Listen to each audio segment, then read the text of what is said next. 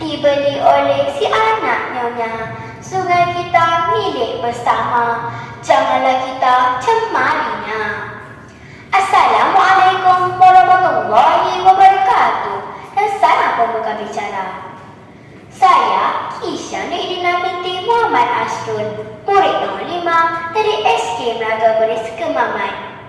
Yang saya hormati panel juri yang arif lagi bijaksana. Seterusnya para pendengar yang budiman sekalian. Kebersihan sungai mencerminkan pembangunan sosial masyarakat bertamadun. Itulah tajuk pengucapan awal saya pada hari ini. Sungai merupakan ciptaan Tuhan yang sungguh bermakna dalam kehidupan kita. Hal ini kerana sungai yang bersih berfungsi sebagai sumber makanan, sumber air mentah dan sumber ekonomi kepada negara. Oleh itu, menjaga kebersihan sungai merupakan tanggungjawab segenap lapisan masyarakat kerana sungai yang tercemar boleh memberikan kesan negatif kepada semua kehidupan di muka bumi ini. Masyarakat bertamadun, tahukah anda apa itu maksudnya? Ya, masyarakat bertamadun dapat ditarifkan sebagai masyarakat yang memelihara dan menjaga kesemua aspek di sekelilingnya. Hadirin sekalian, tidak dapat dinafikan bahawa pembangunan amat penting untuk kemajuan sebuah negara. Namun, harus diingatkan kebersihan sungai haruslah sejajar dengan pembangunan bagi kebaikan bersama. Masyarakat bertamadun sudah pastinya akan menyeimbangkan pembangunan dalam menjaga kebersihan sungai sebagai pembangunan sosial masyarakat. Tepuk dada, banyak selera.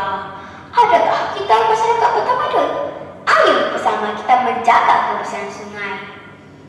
Pepatah Melayu ada mengatakan, tiada penyakit yang tiada penawarnya.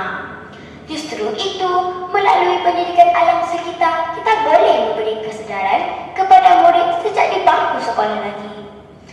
Perkara ini dapat dilaksanakan melalui pengajaran rentas kurikulum. Murid seharusnya diterapkan dengan nilai menghargai dan menjaga alam sekitar, khususnya kebersihan sungai. Seterusnya, mengetahui nilai betapa pentingnya menjaga sungai untuk generasi pada masa depan. Sungai membatalkan air untuk kegunaan harian manusia. Manusia memerlukan air untuk menjalani kehidupan yang lebih selesa. Salah satu kegunaan air yang penting ialah air minuman. Kegunaan harian yang lain adalah untuk mandi, membasuh dan keperluan harian yang lain. Oleh itu, bayangkan jika sungai tercemar, apa yang bakal terjadi? Ya kawan-kawan, pasti kehidupan harian kita terganggu. Hadirin sekalian, sungai membekalkan air untuk kegunaan pertanian. Tumbuhan memerlukan air untuk proses fotosintesis dan pembesaran.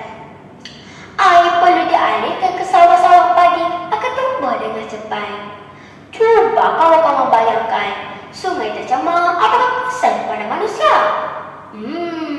Fikirkan sejenak. Memang tidak dapat dinafikan bahawa sungai merupakan nadi kehidupan kita.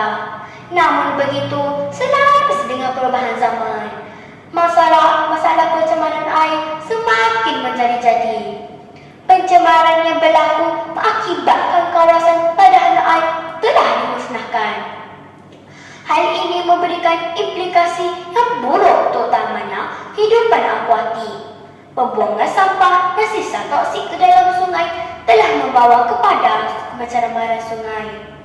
Lama-kelamaan, dunia akan menghadapi krisis bekalan air yang bersih. Oleh demikian, kita wajiblah mengekalkan kebersihan sungai sebelum keadaan sungai menjadi teruk, seperti menyediakan payung sebelum hujan. Selain itu, sungai membekalkan makanan dan pendapatan kepada manusia. Sungai merupakan habitat haiwan akuatik seperti ikan, udang dan ketam yang membekalkan sumber protein yang mencukupi kepada manusia. Menurut laporan yang dikeluarkan oleh Kementerian Kesihatan, sumber protein yang telah terdapat dalam ikan, udang, dan ketang amat tinggi. Pengambilan protein yang mencukupi membolehkan kebesaran badan kita berkembang dengan seimbang. Sungai juga mewujudkan peluang dan menambahkan pendapatan. Sungai turut memberi rezeki kepada mereka yang menetap berhampiran sungai dengan melakukan aktiviti menangkap hasil sungai. Oleh itu, kita haruslah menyayangi sungai yang membekalkan makanan dan pendapatan kepada kita. Hadirin sekalian, kepentingan sungai juga dapat dilihat apabila sungai dijadikan sebagai tempat rekreasi dan pelangsungan. Sungai mempunyai lanskap yang menarik. Contohnya, Taman Negara Endau Rompin yang terletak di Sungai Endau dan Sungai Rompin yang telah dijadikan kawasan rekreasi sebagai tarikan pelancongan. Pelbagai aktiviti yang boleh dijalankan seperti berkayak, meretas hutan, memancing, dan berkelah. Selain itu, sungai digunakan untuk menjana tenaga hidroelektrik dengan membina empangan untuk membekalkan sumber tenaga kepada rakyat. Empang yang dibina berpotensi menjadi kawasan pelancongan yang menarik. Secara langsung dan tidak langsung, sektor pelancongan negara akan berkembang pesat. Oleh itu, kita sewajarnya mengekalkan kebersihan air sungai supaya kawasan sungai dapat dijadikan tempat pelancongan. Hadirin yang dihormati, tuntasnya berbagai usaha boleh dilaksanakan oleh semua pihak dalam memastikan kebersihan sungai kita terjaga. Kita sebagai semua masyarakat yang bertamadun haruslah bersama-sama mengemban usaha dalam memastikan kebersihan sungai terjaga. Pembangunan sosial dalam mengamalkan kebersihan sungai terutamanya dapat melahirkan masyarakat yang beretika dan bertamadun.